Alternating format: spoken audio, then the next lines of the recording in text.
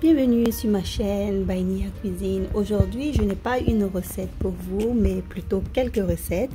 Et puis, je fais la cuisine aujourd'hui pour un baby shower de 15 personnes. Donc, voilà ce que j'ai cuisiné. Donc là, je suis en train de couper les oignons. C'était comme 4 sacs d'oignons. Et franchement, sans la mandoline, c'est vraiment difficile de pouvoir faire. Donc, je vais vous montrer un peu comment est-ce que je fais. Donc là, ça facilite vraiment la tâche.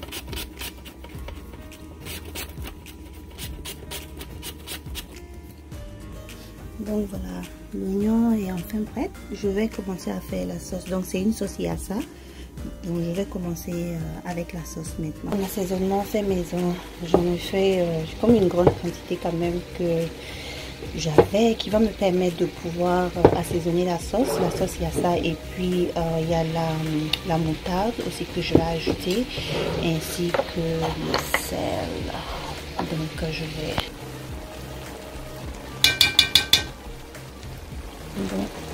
vais mettre la sauce marinade. Donc je mets quand même une quantité raisonnable, et puis après, quand je vais goûter, je vais évaluer s'il faut en rajouter plus ou pas, parce que à la fin de la journée. Et puis le poulet, au fait, je suis en train de le faire au four. Donc le poulet, pour gagner du temps, voilà ce que je fais. Je suis en train de cuire le poulet au four. Et puis c'est comme 20 cuisses de poulet qu'on a découpé en deux. Donc voilà, le poulet est cuit maintenant. Donc je vais renverser ça dans la sauce. Et puis on va mélanger un peu. Ça c'est vraiment une partie du poulet. Je vais mettre la deuxième partie maintenant. Et puis on mélange pour que... Et s'il y a encore comme un peu d'eau dans le poulet, vous pouvez aussi ajouter à la sauce.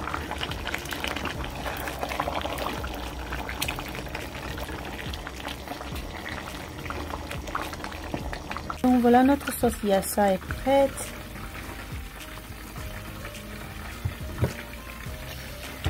Ah, j'ai goûté, c'est trop bon.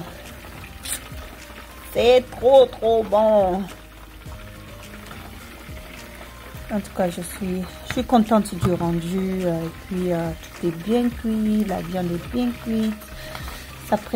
Donc je précise que c'est une fête pour 15 personnes. Hein. Donc voilà la sauce. Le plat est assez grand quand même.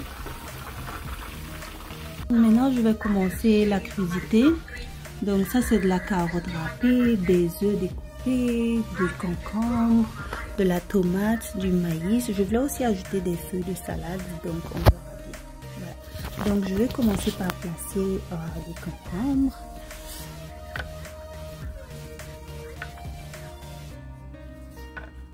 Je commence à placer et on revient.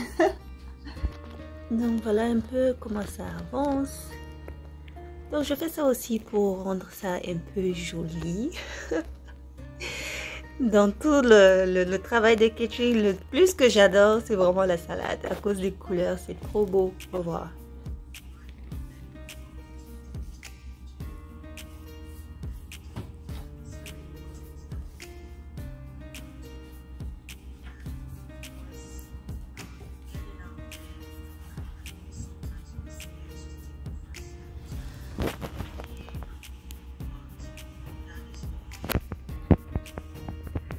Donc voilà, j'ai déjà fini de tout placer. Maintenant, je vais mettre les œufs. Ça va vraiment apporter une petite touche qui va être très jolie à voir.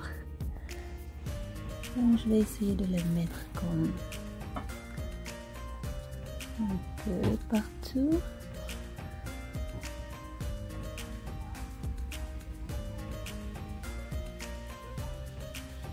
Et voilà. Alors, qu'est-ce que vous pensez de la salade? Ça donne, hein? Je vous ai épargné les étapes pour la cuisson du vermicelle. J'en ai plein sur ma page que vous pouvez voir.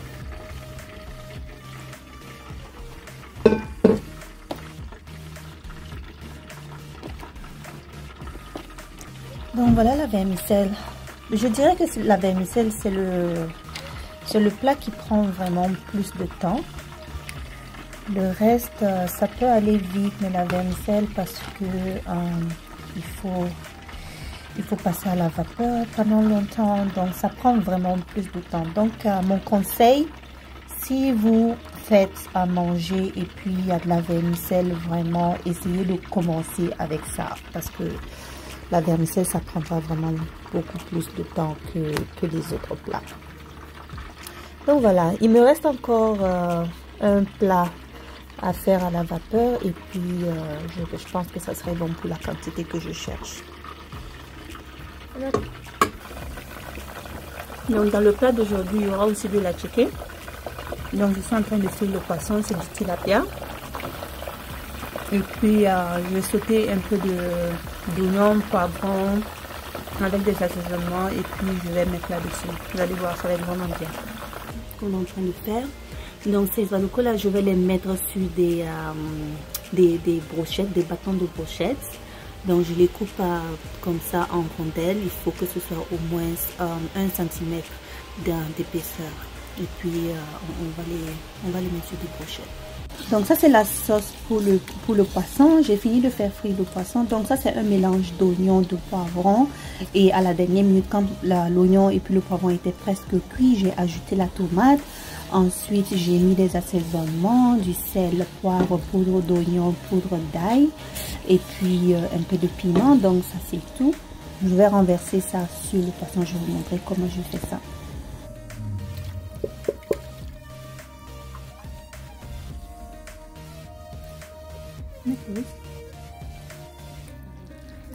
Donc voilà, ça c'est la sauce pour la chicken.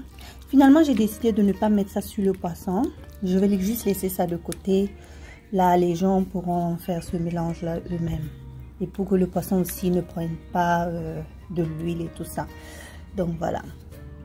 Donc là, je suis presque à la fin vraiment de la cuisine d'aujourd'hui. Ça, c'est la chicken. Et puis, c'est juste passer ça à la vapeur. Donc j'ai acheté ça dans un store africain et puis passé à la vapeur. Donc voilà, je vais maintenant vous montrer le total de tout ce que j'ai fait. Donc voilà, ça c'est tout ce que j'ai fait aujourd'hui.